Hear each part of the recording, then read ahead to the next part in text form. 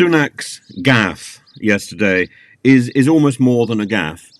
He's the Prime Minister and he has to be prime ministerial. If you think back to Thatcher, when she came to her resignation, she was attending a European meeting on the day before she resigned.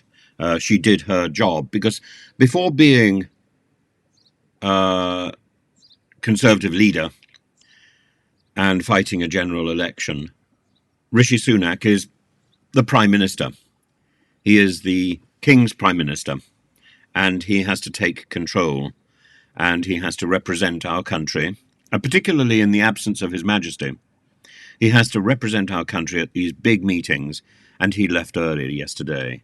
And this morning he has apologised, but I don't think it's enough. I think heads need to roll.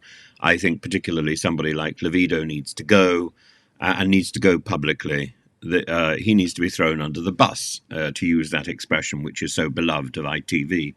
But we should see resignations because it's not enough. And this evening when Farage and Penny Mordaunt is a Royal Navy reservist, she cannot possibly condone this contempt for our veterans and for an event which so many people today don't remember. You know, that personal connection to the events of the last war are going, and people need to be aware of the sacrifices that were made in the name of freedom and the sacrifices that were made to protect Europe. It's, in some ways, it flies against the principles of Brexit, so it's extraordinary that the sort of people who are most vocal about the protection of Europe and what our country did to help Europe in its darkest days should be people in reform who have championed Brexit in the first place, people like Nigel Farage and Lee Anderson. And apparently Rishi Sunak left early in order to do an ITV news clip. ITN put out a little clip of this, a trailer of this last night, and it's going to be aired on Wednesday. That is not enough to justify this contempt for tradition, this contempt for his duty.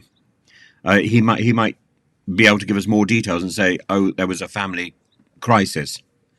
And even that might not be fully understandable. His first job is to be Prime Minister. And I don't think there's any rational explanation to justify his disrespect. And in any normal situation, not in a general election, this would be the stuff of resignation. This would be a resignation offence. It's a lack of judgment, which is greater than his lack of judgment about holding a brolly and destroying a suit and looking ridiculous in the rain. Dan Hodges in the Daily Mail has written sort of apoplectically and done interviews. It's talking about an insane decision. This is insanity. And it suggests he isn't capable of doing the job. He still has to do the job for another month. And this is a blunder beyond explanation. And if Rishi Sunak continues with these blunders, we're not looking at a Labour victory. We're looking at the extinction of the Conservative Party even before the election. I had predicted that the Conservative Party would tear itself to pieces after defeat. The way Rishi Sunak is managing this election in this sort of presidential blunderbuss stuff is going to bring that extinction event forward. And we might well see the landslide that people had predicted. I didn't think that was possible. But this is like turkeys inviting Christmas and lining up for the pot. It is madness. It's madness for. It's not only madness for and contempt by Rishi Sunak. It's also contempt by ITV or the ITN reporters who should not have booked the Prime Minister on the day when all focus should have been on the D-Day commemoration. To ditch an event early, to do a piddly interview. I'm really sorry, I've got something better to do, leaving it to Macron and Biden and Cameron to hold the ship. It's not acceptable. Sunak is a pillock. And the people who are advising Sunak need to resign en masse. It's not that they need to be fired. They should have the common sense to duck out and say, my fault, sorry, I did this.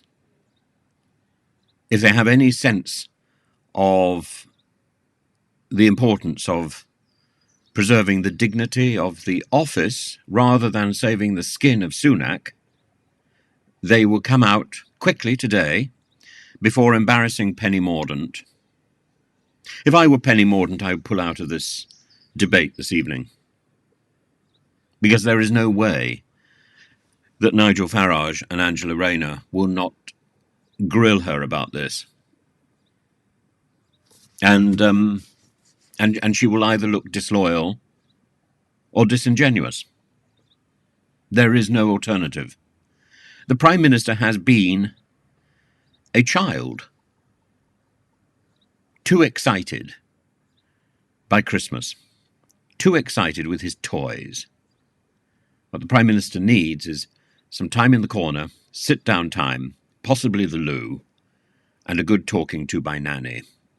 And if he can't do that himself, maybe he should get in touch with Jacob Rees-Mogg, who I'm sure has got a nanny spare who can give him some basic lessons about courtesy and responsibility. Failing that, of course, we can do it at the election.